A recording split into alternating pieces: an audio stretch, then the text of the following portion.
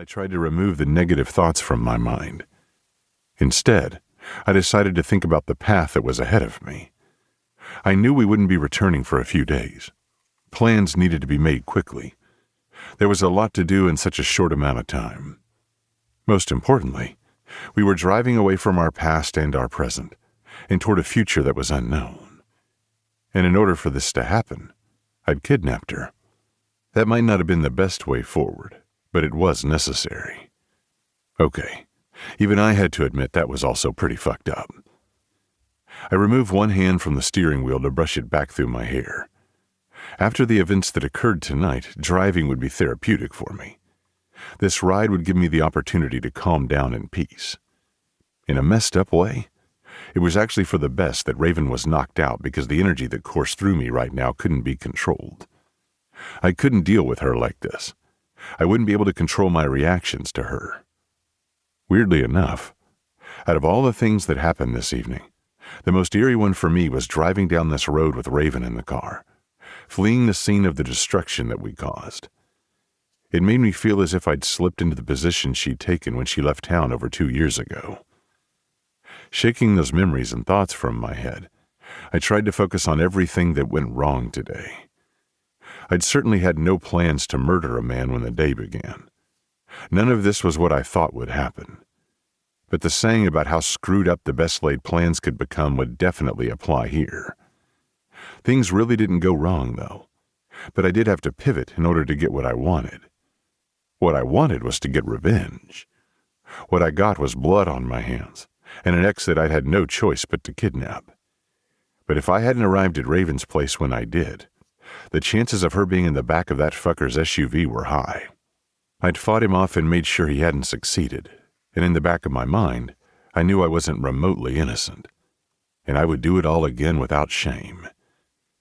There were things that you needed to do in order to become a member of the Chevaliers. Things I wouldn't admit to anyone I deemed unworthy of knowing.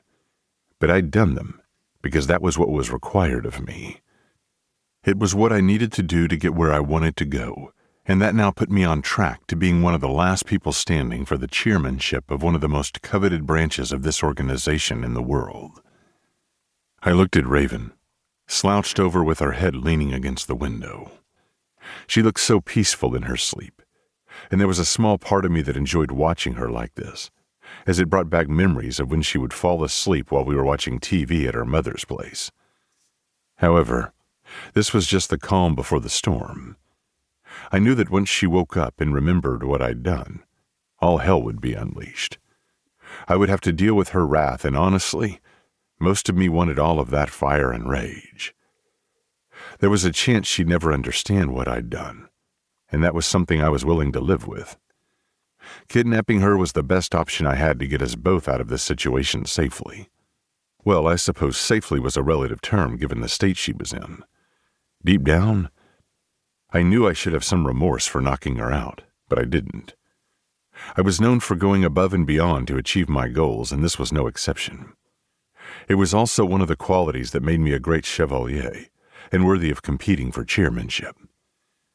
Thinking of these trials as if they were a competition wasn't right, but that's always where my mind landed. I was in this to become chairman, and anything less would be considered a failure. I'd worked hard since I'd joined the Chevaliers, and I would make sure that it wouldn't be in vain. It might sound cliché, but failure wasn't an option. I pressed a button and the volume of the classic soft rock station increased. Having some music on in the background would help quiet my brain. It wasn't the type of music I regularly listened to, but I learned within the last couple of years that it had calming effects on me. I needed this to clear my mind so I could properly think about the next steps. What had been easy for me to decide was that we needed to get out of town. I was driving us farther north to a small cabin that Bianca and I inherited from our grandfather when he passed away. I tended to use the cabin more than she did, and it was secluded enough that, unless you were actively looking for the property, the likelihood of anyone coming across it was low. It would be the perfect place to keep Raven. With that covered, I could figure out what to do next. My parents owned the adjacent piece of property, and there was a huge, luxurious cabin that we had the option to use. My grandfather had intended for the larger cabin to be